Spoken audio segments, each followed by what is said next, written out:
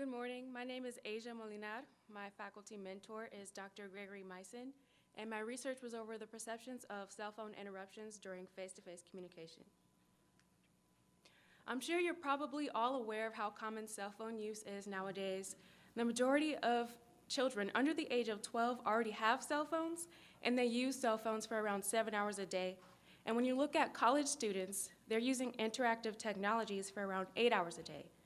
Interactive technologies are any form of technology that you can use to communicate with others. So those may include cell phones, tablets, and computers. And they're not using interactive technologies for 8 hours a day consecutively, but it's being broken up into multiple segments throughout the day. So they might respond to a text message while they're in class, answer their phone while they're eating lunch, or while they're having a conversation.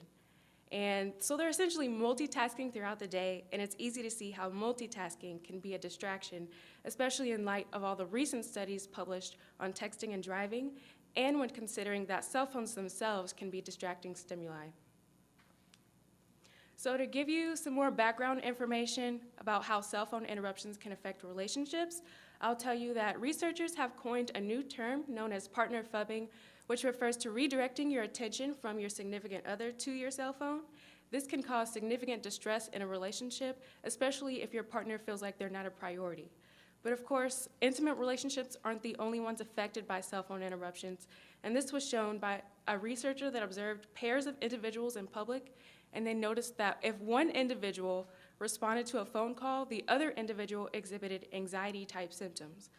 That doesn't necessarily mean that they have anxiety, but just that they exhibit some of the same symptoms that an anxious person would. And some of those include watching a passerby, looking over a menu for the third time, or in the modern times, checking their phone. And the reason they exhibit these anxiety-type symptoms is because of this crosstalk that's going on.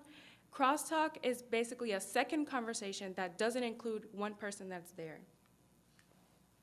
So as I mentioned earlier, cell phones themselves can be distracting stimuli, and research showed this when experimenters took two groups of participants. They placed one group in a room and assigned them to a task and had an experimenter accidentally leave a cell phone in the front of the room. Then they took the second group, placed them in a room, and didn't expose that group to a cell phone, but also assigned them to a task.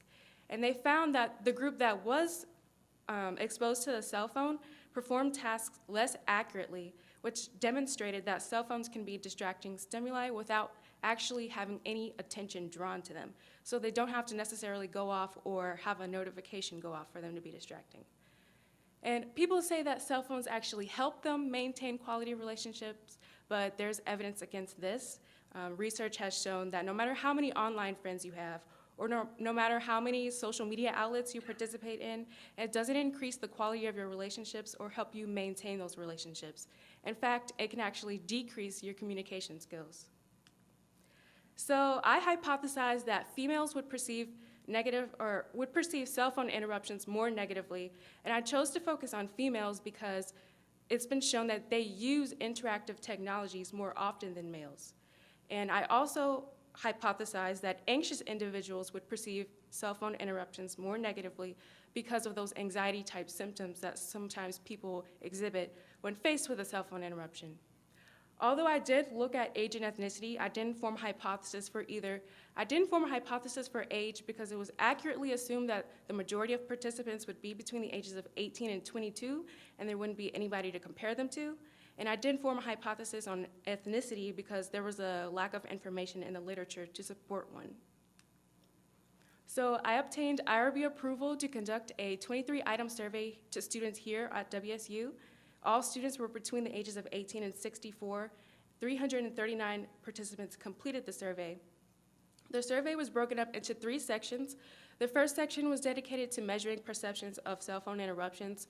So students rated statements like, "I feel ignored when someone I'm talking to responds to a text message." The second section of the survey was dedicated to measuring anxiety, and this was modeled after the Generalized Anxiety Disorder 7-item scale, which is a commonly used scale in the United States to measure anxiety.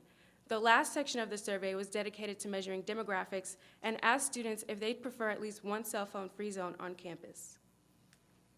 Here's a closer look at the demographics of participants. As you can see, As far as anxiety, the largest group was made up of students who had no anxiety, and the smallest group was made up of students who had severe anxiety. 68% of participants were female, and the rest were male.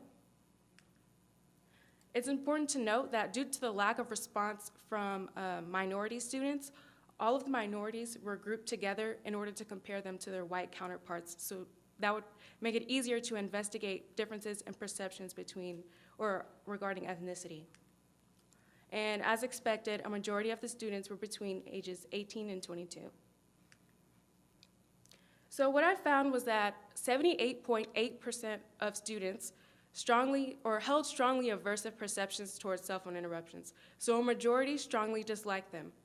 There were no non-aversive perceptions found, and only one student held a mildly aversive perception. With that in mind, that the majority of participants held the same opinion, it's easy to see how there weren't many differences between groups, so I didn't find any significant differences in perception between males and females, and I didn't find any significant differences between students of different anxiety levels. Even when running a correlation, I didn't find a relationship between varying anxiety levels and perception. So there was a contradiction, in a way, that was found. There was a contradiction between the amount of students who said they strongly dislike cell phone interruptions and the amount of students who said they prefer at least one cell phone free zone on campus. There were only 20% of students who said they prefer a cell phone free zone on campus. Although that is a contradiction, it still demonstrates a substantial amount of students who prefer a cell phone free zone. So the 4 things you should take from the results are that there were no non-aversive perceptions found. Nearly 80% of students said they strongly dislike cell phone interruptions, and there weren't any differences between groups, and there's a demand on this campus for at least one cell phone free zone. This research shows that there's a new attitude forming in society that transcends age, gender, ethnicity, and anxiety level. And it's important to keep track of this because if we don't, it might be difficult to make modifications in time to counteract any negative effects that the advancement of technology could have on our mental health. And with that in mind, university administrators should consider implementation of a cell phone free zone on campus. There's a potential lack of generalizability with this study due to the fact that it was conducted on a university campus, especially when considering that college students might use interactive technologies more often than the general population. In the future, qualitative research should be conducted either in the form of an open-ended interview or a focus group to quantify salient issues that might not otherwise be able to be found in a survey. And by doing so, you'd be able to ask students what they dislike most about cell phone interruptions, and if there are any confounding variables, you'd be able to discover those. And you could also ask students how they think other people perceive their own cell phone use. The study should also be replicated outside of a university to obtain more generalizability, and the study can be replicated in other countries to analyze cultural aspects. And speaking of cultural aspects, there is a gap in the research that should be explored regarding cell phone interruptions and ethnicity. Lastly, it's important to investigate why there's a disconnect between the amount of students who said they prefer a cell phone free zone and those students that said they strongly dislike cell phone interruptions. Here are my references. Thank you for listening. Are there any questions?